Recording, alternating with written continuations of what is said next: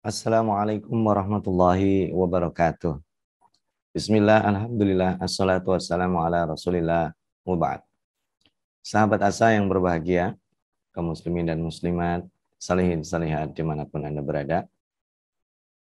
Bersyukur kepada Allah pada kesempatan kali ini kita berjumpa kembali dalam program Pustaka Asa yang terkhusus spesial di Quranic Studies series yang pada sesi yang keempat ini kita tanpa terasa sudah sampai di serial yang ke-43.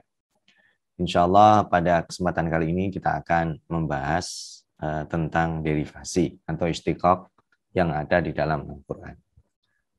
Sebagai review saja, sahabat asa, kita lihat beberapa tema yang sudah kita ambil pada sesi ini. Kita pernah mengambil materi tentang manusia Kita dan secara bertemu kembali dalam penciptaannya, seri pendekatan saintifik ya, dan juga kebahasaan.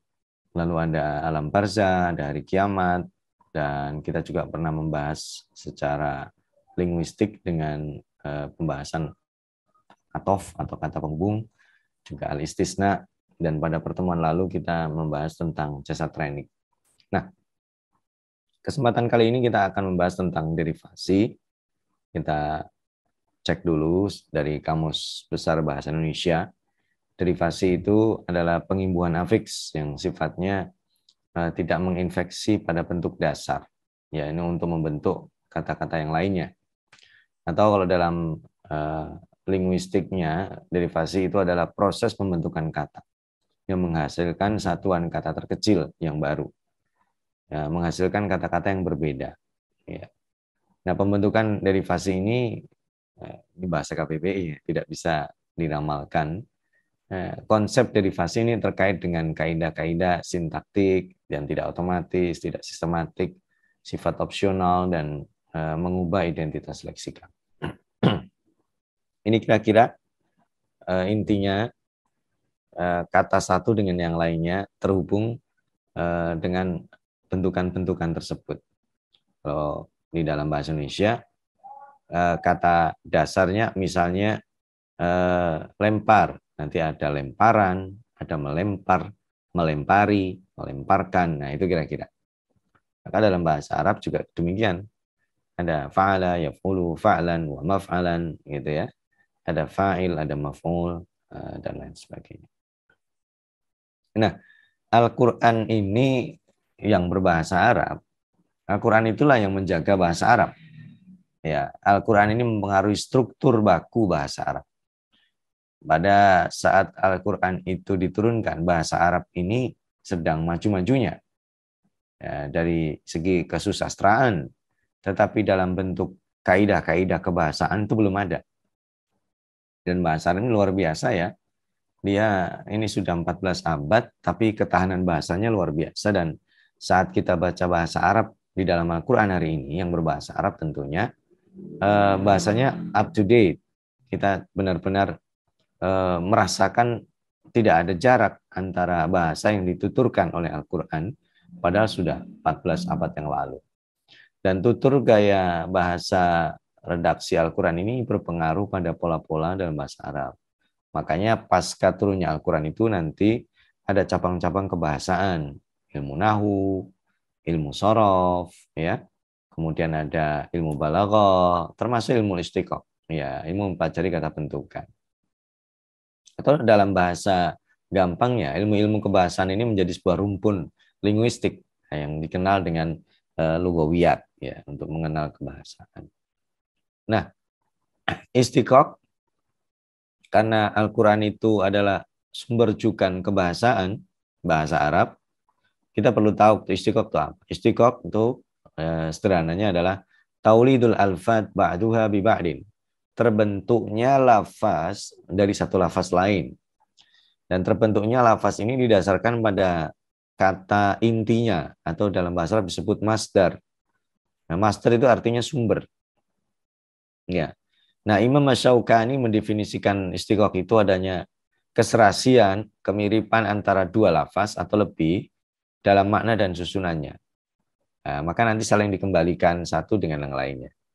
Dan secara teknis pembentukan itu terjadi dengan cara melihat satu kata ini diambil dari yang lain, kita bisa lihat kesamaan atau kemiripan makna dan materi asalnya. Sehingga nanti menjadi beberapa bentuk yang atau varian bentuk yang macam-macam. Nah, ilmu istiqaq merupakan cabang ilmu bahasa Arab. Ya. Dan kita bisa lihat sebagian ulama menjadikan ilmu ini sebagai syarat khusus untuk mengkaji Al-Quran, apalagi kalau dia mufassir. Ibnu Taimiyah dalam Muqaddimah fi usul tafsirnya, Jalaluddin As-Suyuti dalam Al-Itqan fi ulumil Qur'annya, Manna Khalil Al-Qattan dalam Mabahis fi ulumil Qur'an, dan beberapa para ulama memberikan prasyarat yang penting bahwa ilmu istiqaq ini merupakan ilmu yang tidak boleh tidak harus dikuasai oleh seorang mufassir. Nah, dalam sejarah literatur tafsir Al-Quran, metode istiqaq ini digunakan dalam beberapa buku, di antaranya Al-Mufradat fi Gharibil Quran atau Mufradat Al-Fadil Quran. Dua-duanya karya Raghib Al-Asfahani. Ini rujukan kebahasaan yang penting ya. Demikian juga tafsir Al-Baydawi, karangan Muhammad Asy-Syirazi Al-Baydawi. Ini juga bukunya menggunakan pendekatan itu. Nah, kajian istiqaq ini penting untuk memahami teks Al-Quran karena merupakan dasar dalam memahami teks yang lebih besar. Nah, melalui pengamatan struktur huruf, ya, pengembangan kosakata, Shadiq bin Hasan Al-Qanuji dalam bukunya Abjadul Ulum menegaskan ilmu istiqaq ini untuk menghindarkan seseorang dari kesalahan dalam mengafiliasikan kosakata yang ada di dalam Al-Quran. Nah, dalam ilmu bahasa Arab klasik, ilmu seperti ini dikenal dengan maqayisul lugha. Maqayis itu ukuran kebahasaan. Kita tahu ini kata dasarnya apa, gitu ya. Dan ini merupakan istilah bentukan kosakata baru dari kosakata yang sudah ada. Nah, Ibnu Faris sendiri menjadikan bukunya dengan judul ini, atau Kamus Mu'jam Maqayisul Lugha. Itu judul kamusnya. Untuk memperhatikan keterkaitan makna yang satu dengan yang lain. Nah, apa sih manfaatnya, sahabat asa? Kita bisa tahu. Yang pertama, manfaat ilmu istiqaq itu adalah untuk menentukan signifikansi satu kata. Contoh isim. Isim itu diambil dari kata sumu, yang artinya tinggi atau diangkat dalam ingatan, gitu ya. Yang kedua, memberi pemahaman yang utuh, komprehensif. Kata insan misalnya. Ini diambil dari sisi manusia sebagai makhluk yang jinak, al-uns. Dan juga dari sisi sosialnya, manusia itu punya sifat lupa, nisyan. Ini dari sisi kekurangannya. Jadi gabungan antara dua. Nah, selain kedua hal ini, kita juga bisa dibantu untuk mengetahui makna generik. Kata sober misalnya, yang artinya sabar. Itu berderivasi dengan sobir, jenis tanaman yang keras, mampu jaga air. Atau subrah, batu yang keras. Atau sobir, gunung. Atau sobar, berjalan dan tidak berlagak sombong. Jadi kita bisa ambil titik temu dari derivasi-derivasi ini, sahabat, yaitu berarti kuku, sumut, kokoh ya, tamasuk, bertahan, dan konsisten. Jadi ini ada keterkaitan antara makna-makna yang ada tersebut. Sahabat asa, kita relaksasi sejenak, anggap saja sebagai pengetahuan tentang salah satu ilmu kebahasaan, dan sehingga kita nanti tahu dan penting untuk tahu apa keterkaitan kata-kata yang ada di dalam Al-Quran yang mirip-mirip. Contohnya seperti kosato dan aksato. Kosato itu berarti zalim, tapi ketika ditambah hamzah, aksato menjadi adil. Loh, ditambah satu kata saja, padahal mereka akar katanya berdekatan, kok bisa berlawanan. Nah, karena itulah diperlukan ilmu istiqaq untuk memahami makna-makna Al-Quran. Jangan kemana-mana, kita break sejenak dan kembali lagi setelah jeda berikut.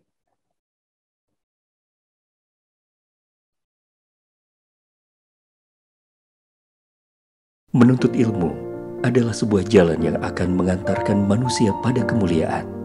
Dengan ilmu, manusia mendapatkan panduan untuk berpikir dan bertindak.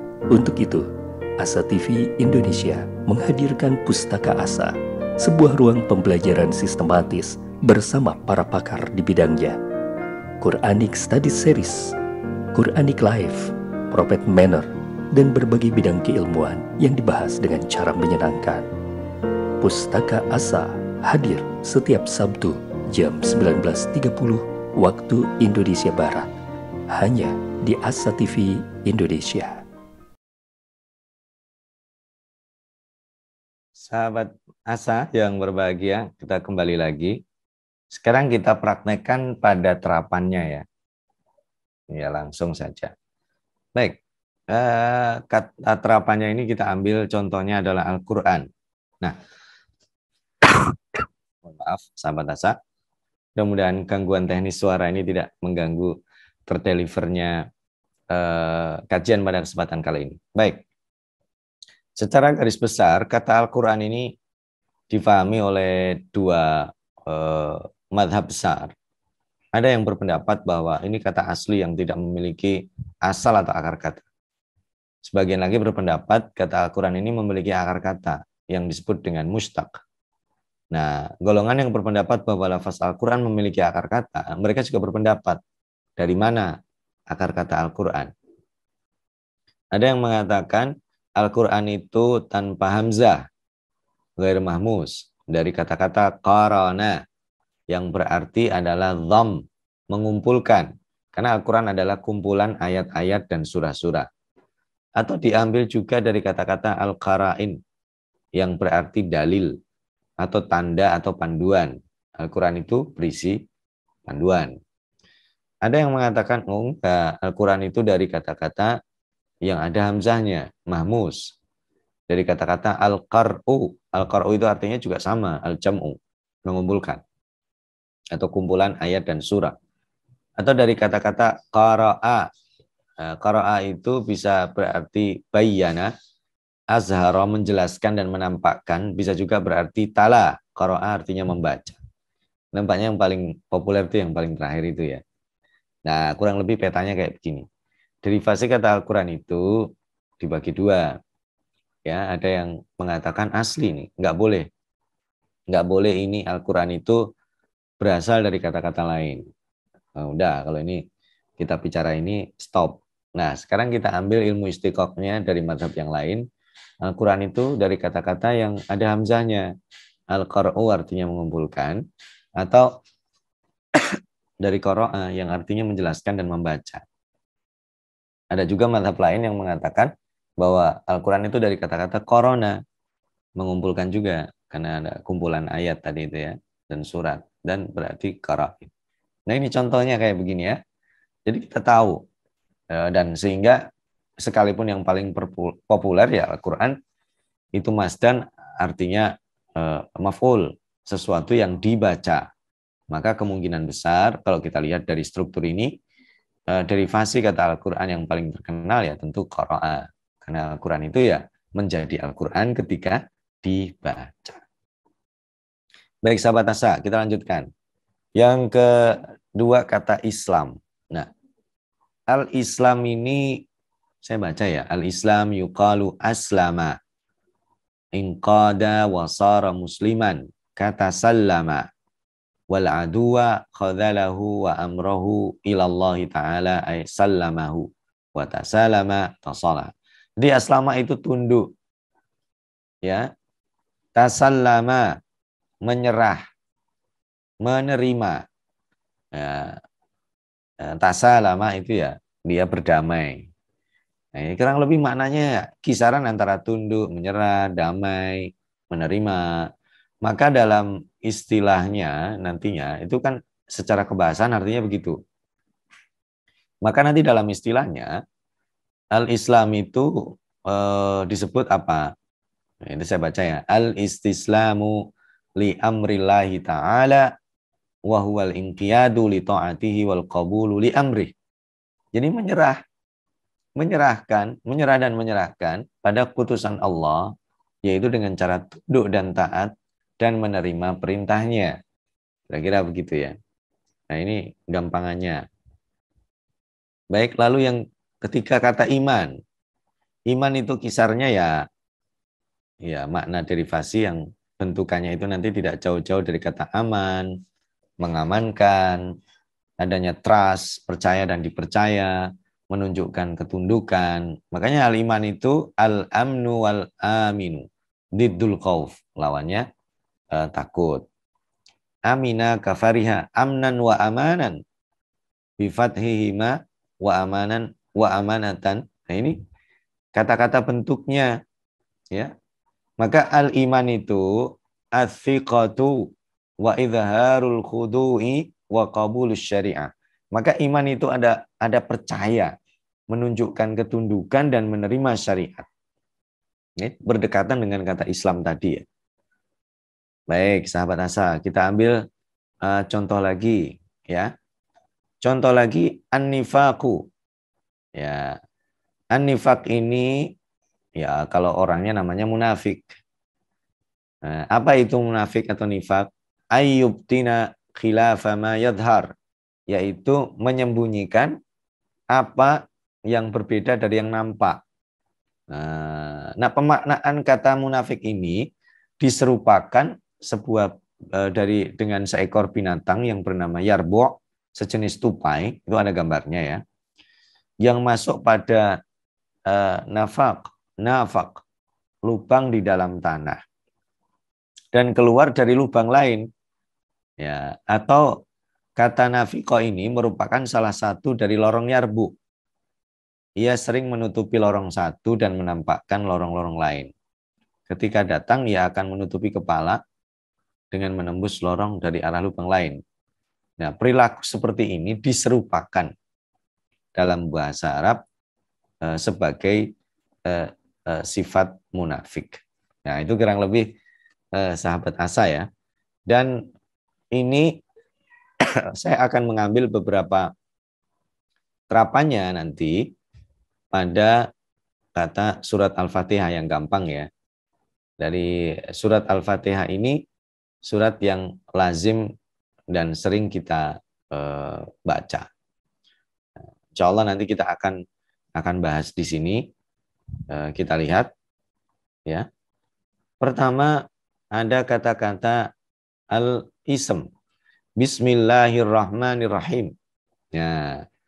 Kata al-ism ini sendiri ternyata memiliki istiqaq dari kata-kata as-simah.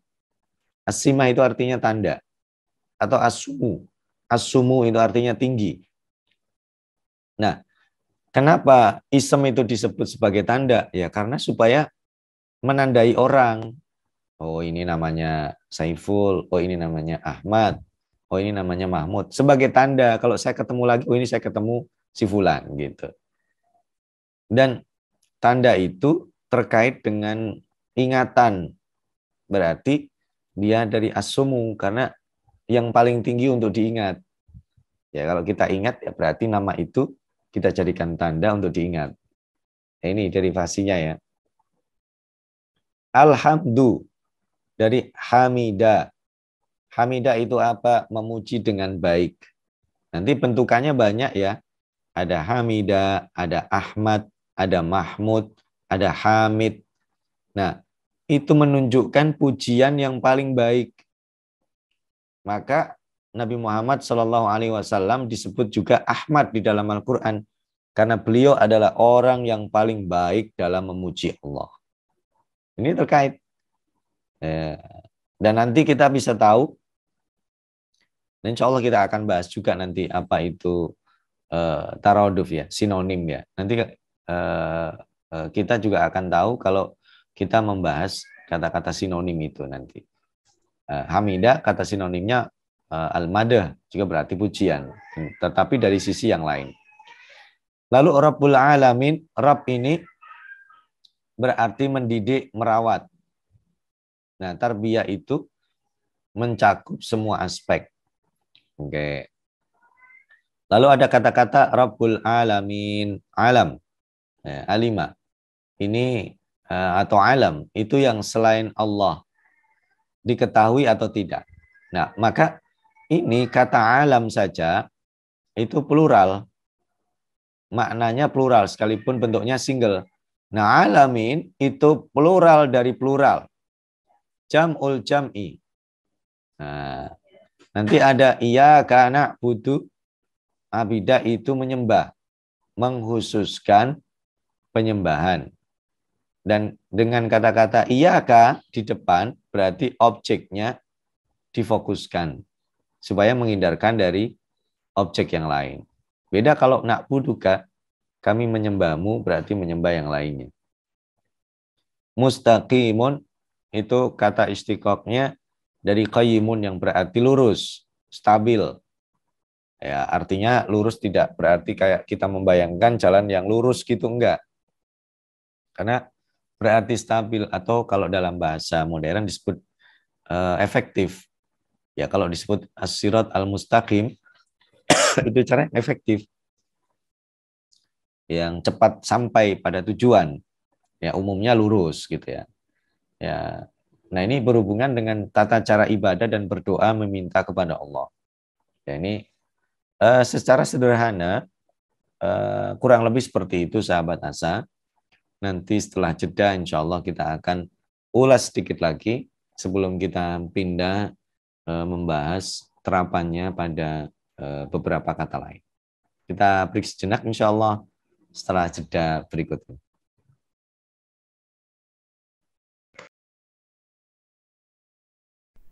Saat hari Senin tiba, banyak orang yang merasakan malas dan tidak bersemangat menjalaninya. Tapi sekarang tidak boleh lagi terjadi. Tonton saja I Love Monday di Asa TV Indonesia. I Love Monday menghadirkan pembahasan mencerahkan dan aplikatif yang dikemas dalam I Love Myself, I Love My Job, I Love My Prophet, dan satu segmen spesial Solve with Love. I Love Monday setiap hari Senin di Asa TV Indonesia. Inspirasi keluarga Islami.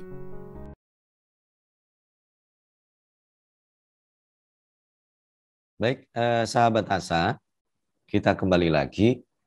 Nah, pada saat kita membahas terapannya pada surat Al-Fatihah ini, kata-kata bentukannya banyak ya. Ini saya hanya mengambil contoh saja.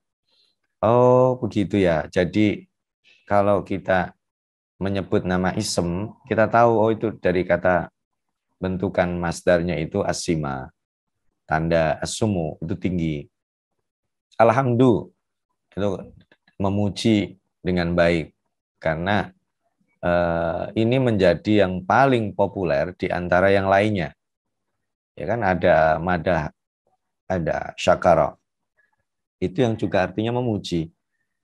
Tapi kan kalau alhamdulillah itu mengumpulkan segala puji.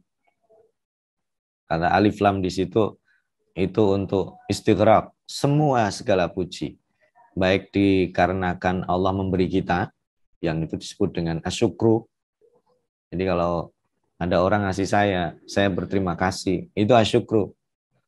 Atau al-madah itu memuji, tetapi ada terkait sesuatu. Kalau alhamdulillah lebih besar dari itu. Maka ini kata bentukannya kita bisa perhatikan. Rob nanti merupakan kata bentukan yang terkait lurus dengan tarbiyah. Maka tarbiyah itu bukan hanya menciptakan, tapi dia juga memelihara, mendidik, mengcover semua kebutuhan. Kalau disebut Allah Rabbul Alamin, dia bukan Tuhan pencipta saja, tapi ngasih rezeki kita, merawat kita, memperhatikan kita, menundukkan semua alam untuk kepentingan manusia, dan seterusnya. Kata alamin, ini adalah pluralnya plural. Dan kata alam itu sendiri yang selain Allah, itu sudah plural. Alamin pluralnya plural, karena dimensinya dimensi bukan universe saja, tapi multiverse.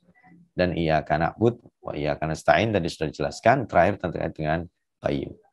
Baik, contoh terakhir, saya akan coba beberapa kata-kata yang ada di dalam Al-Quran, sebagai contoh saja. Misalnya, al-fisku. Nah, ini istiqaqnya dari huruf fa, sin, qaf. Nah, maka kata kerjanya yafsukun. Subjeknya fasik atau fasikun. Nah, nanti kata-kata ini kita akan temukan banyak di dalam Al-Quran yang wazannya sama.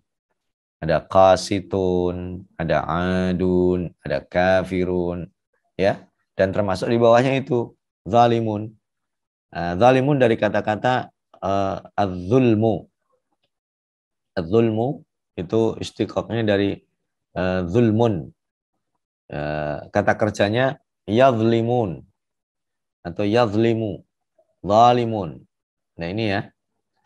Lalu ada lagi khusranun, itu merugi.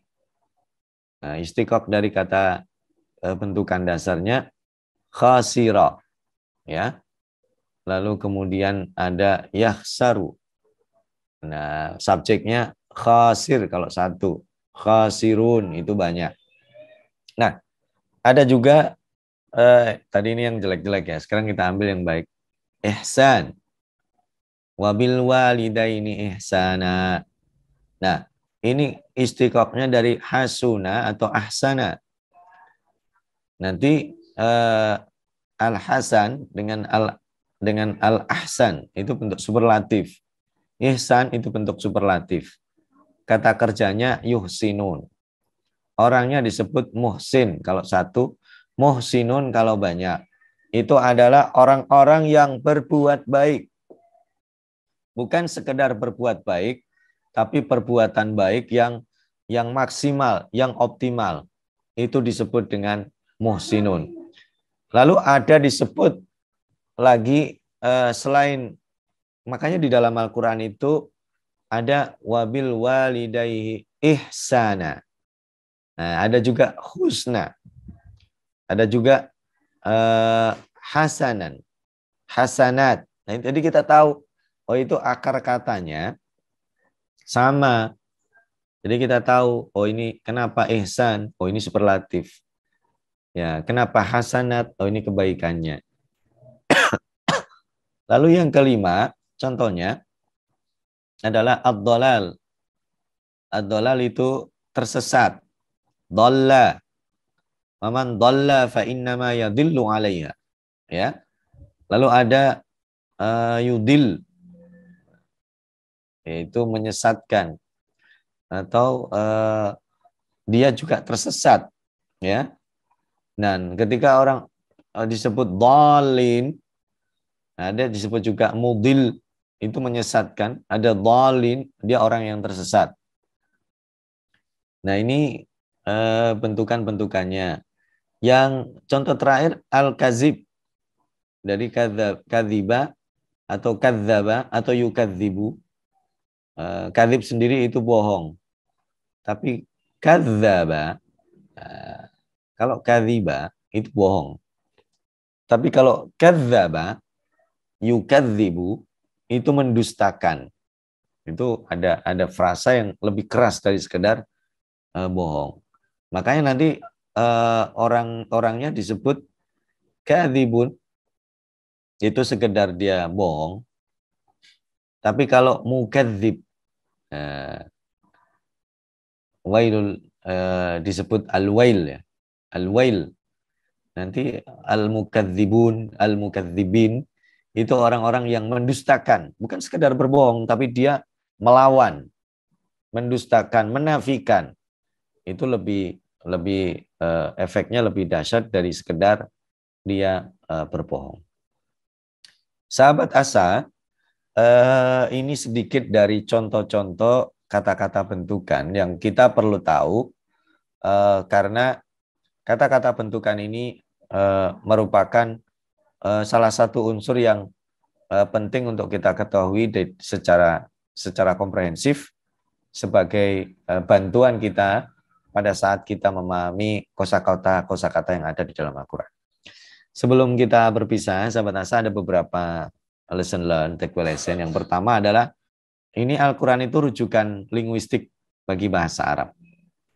Yang ilmu-ilmu yang tadi disebut ya, itu baru ada setelah Al-Quran. Sebelum Al-Quran ada, sebagai susastra berkembang, tetapi sebagai sebuah kaidah itu belum ada. Nah, ilmu istiqaq ini salah satu hasil dari kebahasaan yang ada dalam Al-Quran, berguna untuk mengetahui akar kata dan bentukan-bentukannya, Dan ilmu istiqaq merupakan salah satu bentuk dalailul ijaz, kemukjizatan Al-Quran dari sisi bahasa. Dan dengan bahasa Al-Quran yang detil-detil seperti ini, Al-Quran memilih diksi yang sangat spesifik dan akan diingat sepanjang masa dari sisi kebahasaan yang sangat luar biasa. Mohon maaf atas keterbatasan saya dalam mendeliver, khususnya karena ada kendala teknis suara yang tidak normal, ya mungkin karena ada kondisi cuaca yang juga berpengaruh pada fisik Al-Fakir. Mudah-mudahan tidak mengganggu message dari inti kajian yang pada kesempatan kali ini kita kaji bersama. Mohon maaf sekali lagi atas kekurangan dan kekhilafan dan keterbatasan tentunya. Berjumpa kembali pada serial Pustaka Asa Quranic Study Series di serial berikutnya. Mari kita akhiri segmen terakhir kita dengan membaca hamdalah dan doa kafaratul majlis. Alhamdulillahirabbil alamin. Subhanakallahumma wa bihamdika asyhadu an la ilaha illa anta astaghfiruka wa atubu ilaik. Wassalamualaikum warahmatullahi wabarakatuh.